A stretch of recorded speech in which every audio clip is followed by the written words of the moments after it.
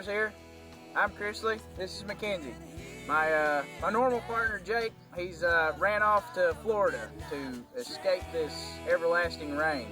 It's been raining for about 3 days now, and it's actually raining right now, as you can see from the cloud cover. So during this show, we're going to show you a few tricks you can do while you're not on the water or if it's raining outside. I'm going to teach you how to customize a rod sleeve, and then how to make a Zika rig, and then Chrisley's going to show you how to do some maintenance on your rods and reels to keep them running smoothly. All right, let's show them. All right. Is that honeysuckle and it's still so sweet?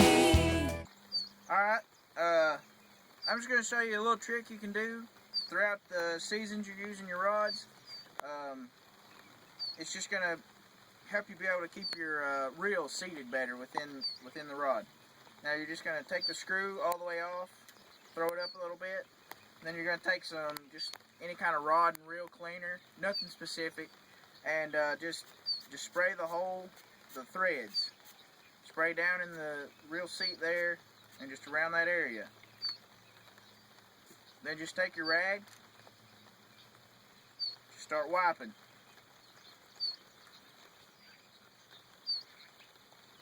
Kind of like detailing your car, just taking care of it. Then take it and kind of fold it up and just wipe down in there. Clean off your, make sure you got your threads good and clean. Then on the back side of your cap, you're going to have some, it's going to be like a thread aligner. You'll just stick that in there, push down, and then tighten her back up, and she's ready for your reel. Okay, so I'm going to teach you how to customize your rod sleeve. As you see here, I have my rod and my rod sleeve, and it's obviously too long. The way you want your rod sleeve to fit your rod is the fact you want it to end right before the bait and the bait clip, because you don't want that to get tangled in with your rod sleeve. That kind of defeats the purpose a little bit. So this is a really simple procedure. You just need a pair of scissors and a lighter, the rod, and the rod sleeve. So the first thing you're going to want to do is measure. So I'm going to take this rod sleeve off. Okay. And then you're just going to hold it up against the rod. Let's set my scissors down.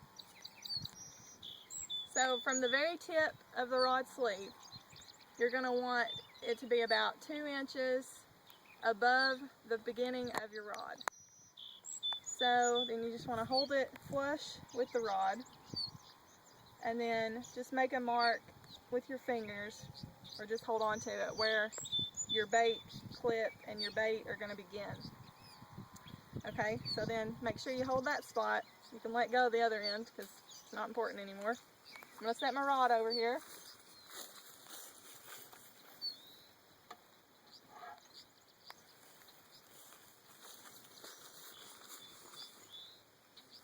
Okay, so got my rod sleeve, I've got it marked where I need to cut it.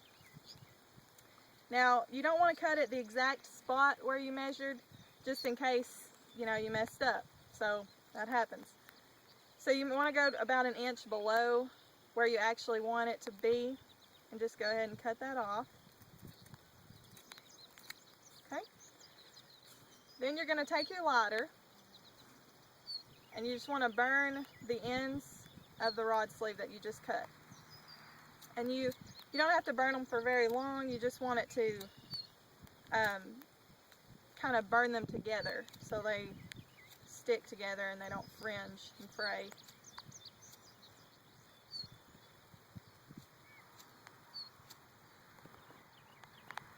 Just a couple of seconds, doesn't really take long. Okay? Then you're going to want to fold it inward. Okay, about 1 inch, which makes up for the inch that you accounted for earlier when you were cutting. And this just helps to give it a nice, even bottom. And it also makes a wider hole for when you're first putting it on the rod. Makes it easier. So the very last step, you're just going to want to take that lighter again, run it around the edge of this,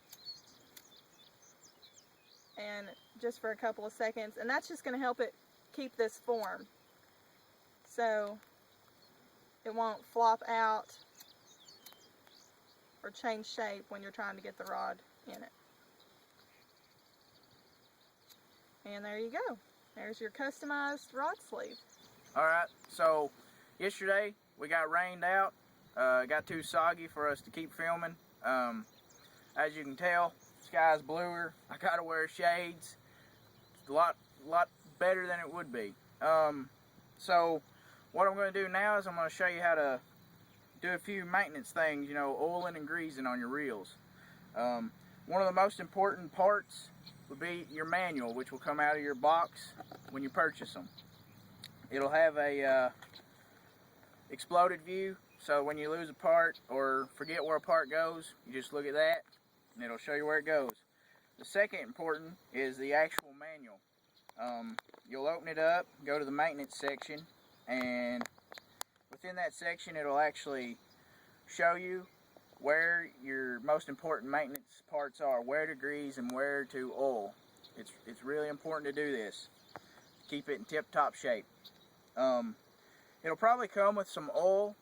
You'll probably run out of that real quick, so just go buy some any kind of real oil. I mean, I'm using Abu Garcia because that's what I'm running, so that's what I've got is this and Abu Garcia grease. Now, if your reels are really dirty and need superior cleaning, you know, just use the rod and reel cleaner that I used on the rod earlier. You just spray it where it needs to be clean it off. Now, one really important tool for that is going to be your broken toothbrush. Now that's key, because that's just superior cleaning right there. So now I'm gonna show you how to break it down. Some of the remotely important tools for this is going to be some precision tools, because these are precision machines. So let's break them down.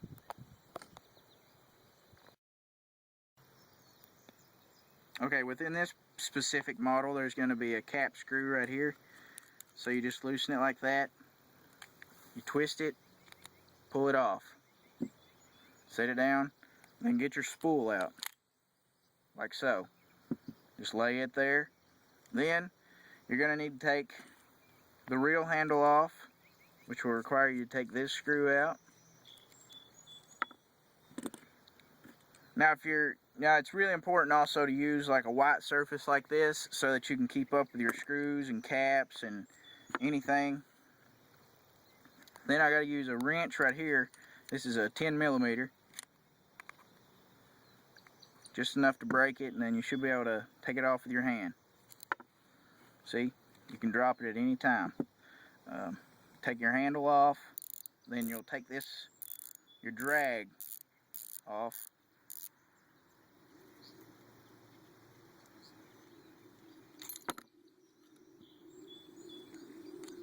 And parts just keep coming, and just keep stacking them in the order that they come off of.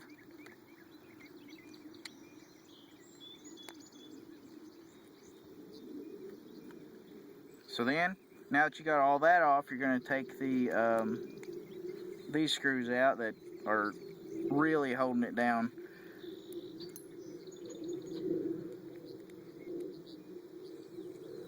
Now, if you lose any of these parts, you can order them. Like I said earlier, on the this exploded view, it'll show you it even gives you the part numbers. So then the part numbers are right there. You just call Abu and order them in. So then you got another screw here.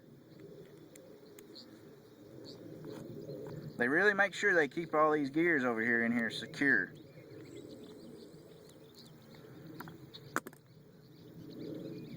Now, this will just come off. Now, you want to try to keep this as straight up as you can.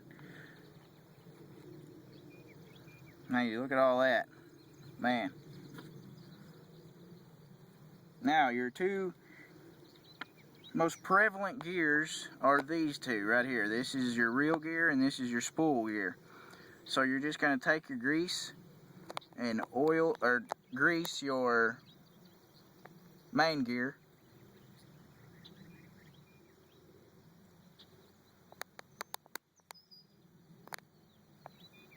Just halfway, and then that will, as you use it, it'll keep greasing over and over.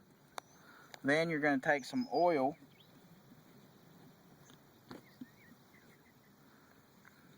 just take that oil and put a drop down through the center of your spool gear.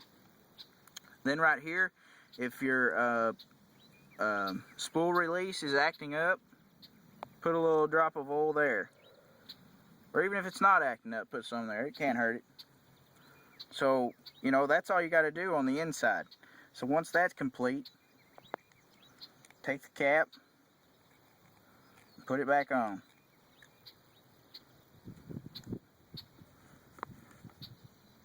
Then put the correct screws in the right spots. Tighten them down, but just don't, you know, don't try to over tighten them. They should hold as small as they are. But you know, once you know where these screws are, you can keep an eye on them at any time. You know, just glance at them once a fishing day or once a week, whatever you need to do. So then, well, let's put this screw back in.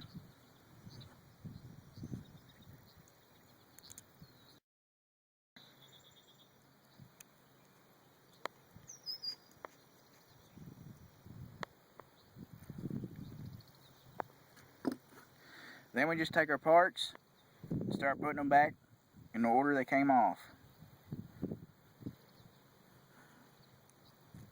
Now there's only one way for these to go on this reel, so it makes it real simple.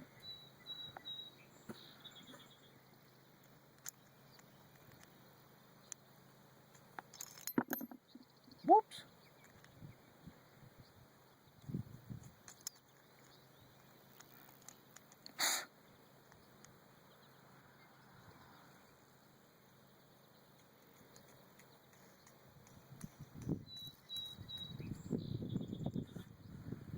You may have to hold the shaft still so you can screw that down. Okay. There it is.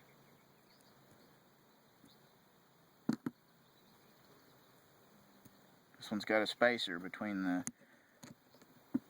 drag settings and the reel. Put our nut back on. Tighten it down. Now don't force it. Probably easy to strip. We gotta get it to line back up. See, the cap's not lined back up with the screw hole. So we tighten it a little bit. And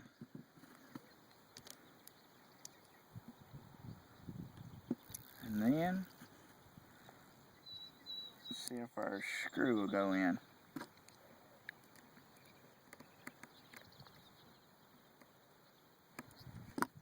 We didn't look up. Got to tighten it a little bit more.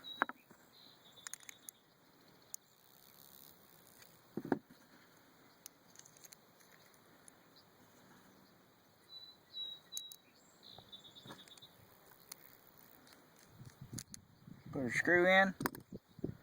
Then, right here, you'll take a drop of oil and put it down where the spool shaft will be re-entering that, like so. Then we take our cap,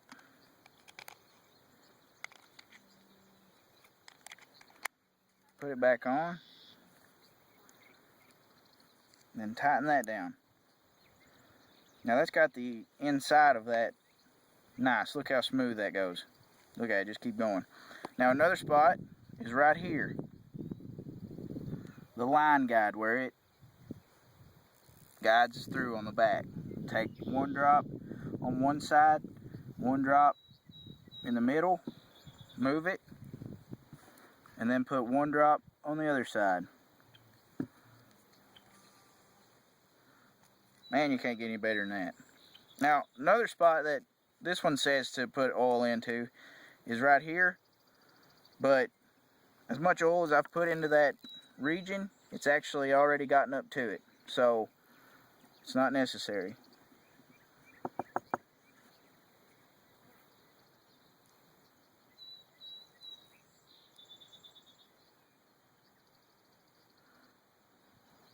Well, alright, that's a little bit on how to grease and oil your reel.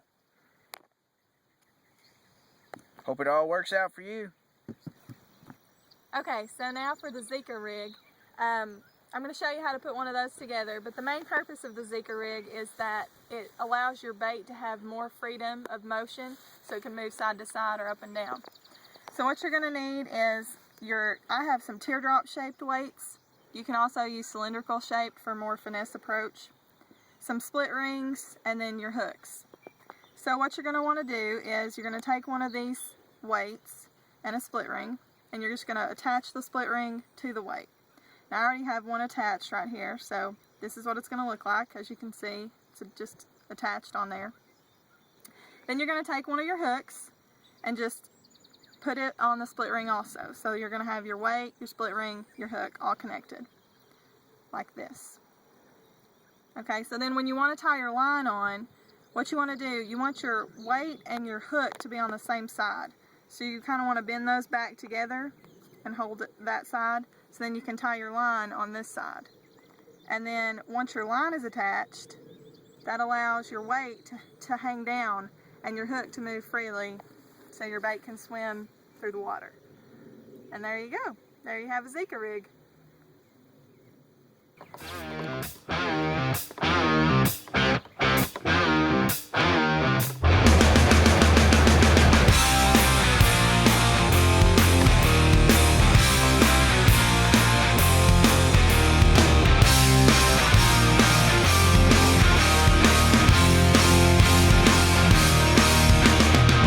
All day, all night, I've been thinking why feeling wrong feels so